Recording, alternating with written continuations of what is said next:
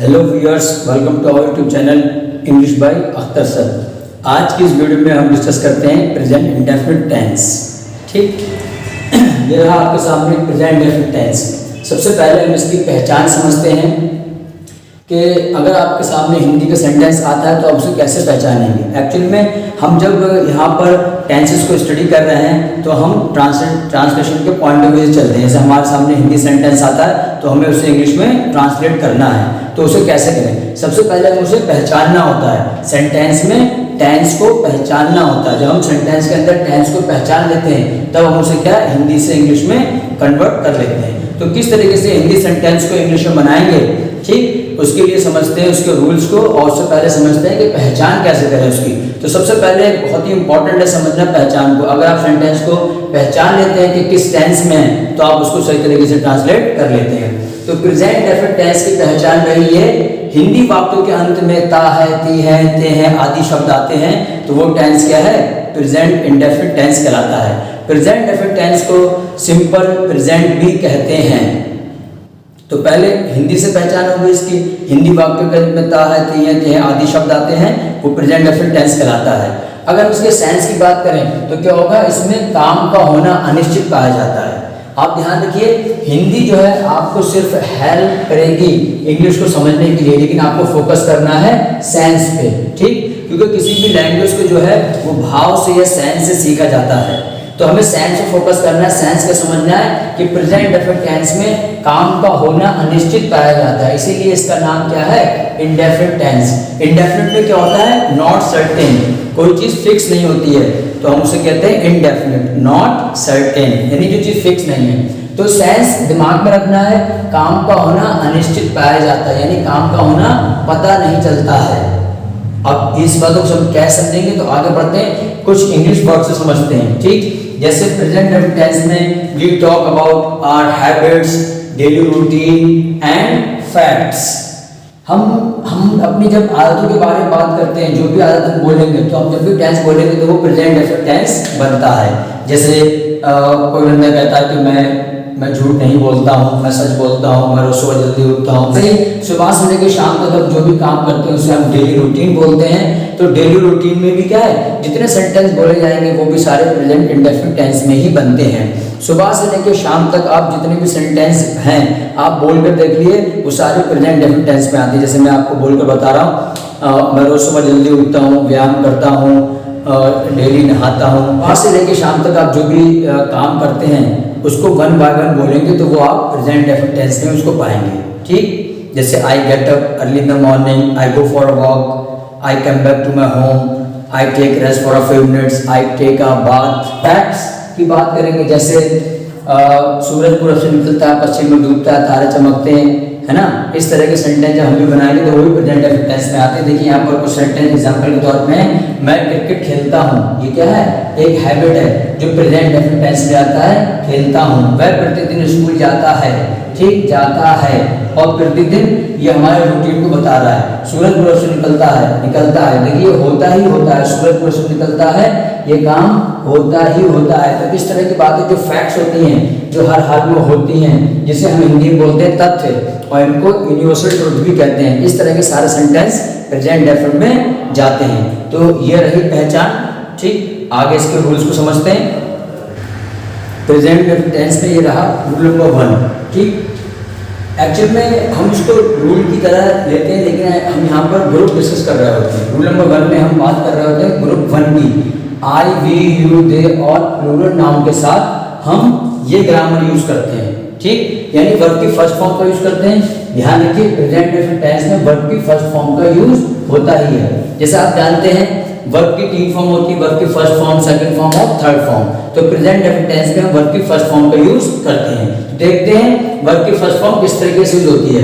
तो आप ध्यान रखेंगे, रूल नंबर 1 में हम बात करते हैं जो सब्जेक्ट के प्लेस पर आता है वो होता है आई, वी, यू, दे और कोई भी प्लूरल नाउन। ठीक, प्लूरल नाउन समझते हैं, हिंदी में इसको बोलते हैं बहुवचन, यानी मोर देन 1 की बात की जाए तो उसको हम बोलते हैं प्लूरल नाउन। हम प्लूरल नंबर भी बोलते हैं वहां पर। ठीक है, तो ये इस तरीके से आपके सामने दिखाई दे रहा है, ये रूल बॉक्स है। रूल बॉक्स में क्या है, हमने 4 तरह के सेंटेंस का स्ट्रक्चर लिया है। ठीक, तो पहले बात कर रहे हैं हम पॉजिटिव सेंटेंस की, पॉजिटिव सेंटेंस का स्ट्रक्चर हमने लिया है। सबसे पहले हम क्या करेंगे, सब्जेक्ट लिखेंगे, फिर वर्ब की फर्स्ट फॉर्म का यूज करेंगे। अगर सेंटेंस में ऑब्जेक्ट है तो आगे ऑब्जेक्ट लगा देंगे, और अदर वर्ड्स है तो वो जोड़ देंगे। तो हम यहाँ पर जो है मेन पार्ट डिस्कस करते हैं, टेंस को समझते हैं, वर्ब की फर्स्ट फॉर्म। यानी जब हम पॉजिटिव सेंटेंस बनाएंगे तो सब्जेक्ट के साथ वर्ब की फर्स्ट फॉर्म का यूज करते हैं। जब हम सेंटेंस नेगेटिव बनाएंगे तो सब्जेक्ट के बाद क्या है, तुरंत हम डू नॉट का यूज करते हैं, देन वर्ब की फर्स्ट फॉर्म लगाते हैं। यानी नेगेटिव बनाने के लिए हमें डू नॉट का यूज करना है। यहाँ पर ध्यान रखना है कि ये जो ग्रामर डिस्कस की जा रही है वो आई, वी, यू, दे और कोई भी प्लूरल नंबर के सब्जेक्ट के प्लेस पर होने के हिसाब से यहाँ पर हम डिस्कस कर रहे हैं। अब हम जब उसको बनाते हैं क्वेश्चन, तो हिंदी में वर्ड आता है क्या। तो क्या के लिए हम क्या करते हैं, डू को पहले रख देते हैं सब्जेक्ट से पहले। तो डू आता है, उसके बाद सब्जेक्ट आता है, और फिर उसके बाद वर्ब की फर्स्ट फॉर्म का यूज करते हैं। ध्यान रखिए, इसमें वर्ब की फर्स्ट फॉर्म ही यूज की जाती है। आगे बढ़ेंगे, फिर हम नेगेटिव क्वेश्चन बनाते हैं, है ना।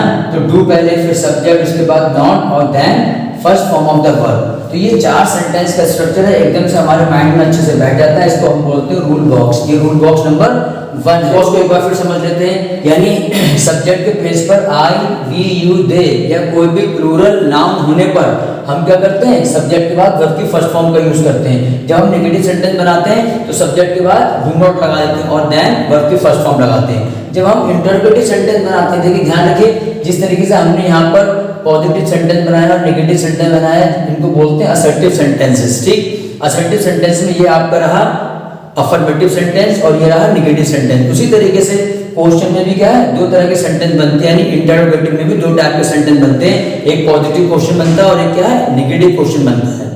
अब देखिए, रूल बॉक्स को डिस्कस कर लिया है, अब उसके बेस पे सेंटेंस बनाते हैं। जैसे हमने एग्जांपल लिया था, मैं क्रिकेट खेलता हूँ, तो हम इस रूल के अकॉर्डिंग क्या है, 4 सेंटेंस बनाएंगे। पहले लेते हैं पॉजिटिव सेंटेंस, जैसे कि हम डिस्कस कर चुके हैं। इसमें क्या है, प्रेजेंट टेंस में हम वर्ब की फर्स्ट फॉर्म का यूज करते हैं। यहाँ पर वर्ब की फर्स्ट फॉर्म यूज करेंगे, आई प्ले क्रिकेट, मैं क्रिकेट खेलता हूँ। देखिए ये सब्जेक्ट, उसके बाद हमने वर्ब की फर्स्ट फॉर्म यूज की और ऑब्जेक्ट लगा दिया क्रिकेट। ठीक, इसके बीच में देखिए हम नेगेटिव सेंटेंस बनाते हैं, तो हम क्या करेंगे, सब्जेक्ट के बाद डू नॉट का यूज करेंगे वर्ब से पहले।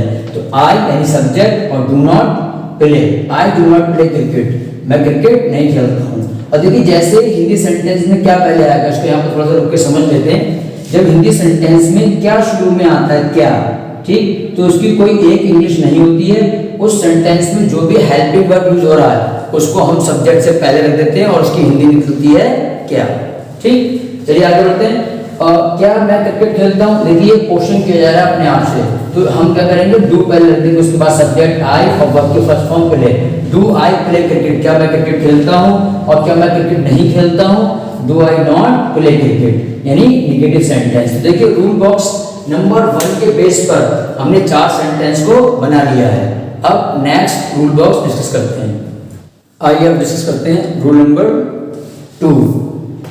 ठीक, एक्चुअल में रूल नंबर 2 में हम बात करेंगे ही, शी, इट और सिंगुलर नाउन की।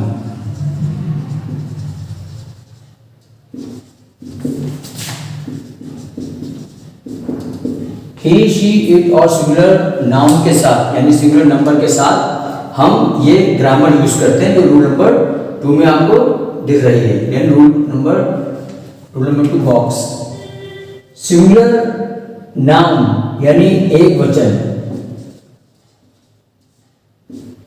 ध्यान समझिए, रूल बॉक्स नंबर 2, सब्जेक्ट के बाद हम वर्ब की फर्स्ट फॉर्म का यूज करते हैं। अभी आपने देखा कि हमने बताया कि प्रेजेंट डेफिनिट टेंस में हम वर्ब की फर्स्ट फॉर्म का यूज करते हैं, तो प्रेजेंट डेफिनिट टेंस में वर्ब की फर्स्ट फॉर्म ही रहती है।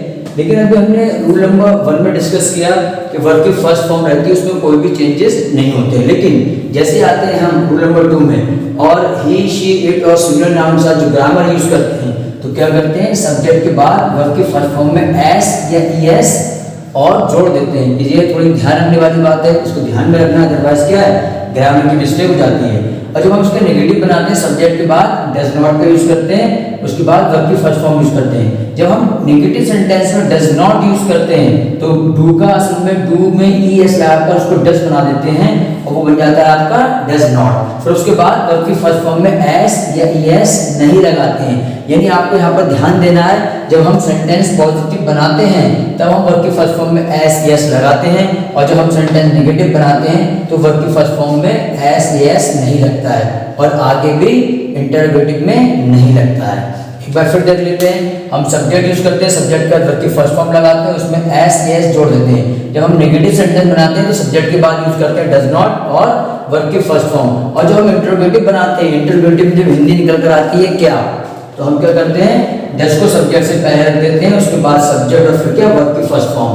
और नेगेटिव क्वेश्चन बनाते हैं डज सब्जेक्ट नॉट और उसके बाद वर्ब की फर्स्ट फॉर्म रखते हैं। अगर ऑब्जेक्ट होगा तो ऑब्जेक्ट को उसके बाद लगा देते हैं, यानी सब्जेक्ट वर्ब ऑब्जेक्ट, सब्जेक्ट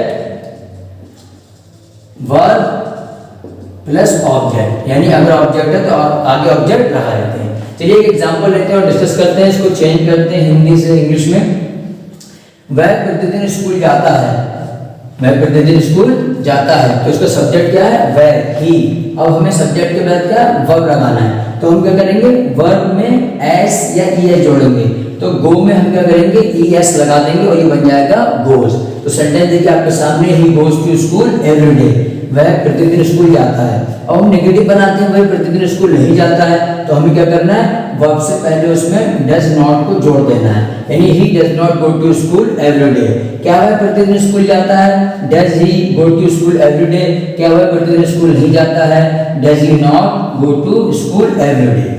देखिए ये जो आपके सामने स्ट्रक्चर है, रूल बॉक्स 2 और इससे पहले हमने डिस्कस किया रूल बॉक्स 1, ये बिल्कुल बेसिक स्ट्रक्चर है, सेंटेंस इसी के बेस पे बनेगा। आपको ये दिमाग में रखना है, इसको बिल्कुल भी क्या है स्किप नहीं करना है, यही बेस है, ये दिमाग में आपको रहेगा, तब सेंटेंस बन पाएंगे, तब आगे के आप जो इंग्लिश को सोच पाएंगे, तब आप कुछ पढ़कर समझ पाएंगे, कुछ लिख पाएंगे। तो ये बिल्कुल बेसिक स्ट्रक्चर है, जैसे कि आप जान रहे हैं इस सीरीज में हम बेसिक इंग्लिश ग्रामर को डिस्कस कर रहे हैं। ठीक, तो वीडियो में लास्ट तक बने रहने के लिए थैंक यू सो मच और keep watching and keep learning English grammar.